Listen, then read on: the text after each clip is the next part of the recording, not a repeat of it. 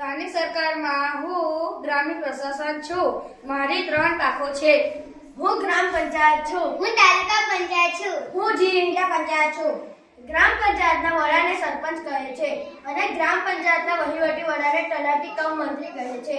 તાલુકા પંચાયત વડાને પ્રમુખ કહે છે. તાલુકા પંચાયત વહીવટ વડાને તાલુકા વિકાસ અધિકારી કહે છે. જિલ્લા પંચાયતના વડાને પ્રમુખ ગણે છે.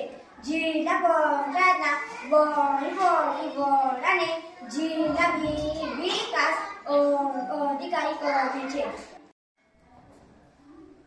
હું સ્થાનિક સરકાર છું. સ્થાનિક સરકારમાં શહેરી પ્રશાસન. મારે 2 શાખાઓ છે. હું નગરપાલિકા છું. હું મહાનગરપાલિકા છું. નગરપાલિકાના વડાને પ્રમુખ કહે છે અને નગરપાલિકાના વહીવટી વડાને ચીફ ઓફિસર કહે છે. મહાનગરપાલિકાના વડાને મેયર કહે છે અને મહાનગરપાલિકાના વહીવટી વડાને મ્યુનિસિપલ કમિશનર કહે છે.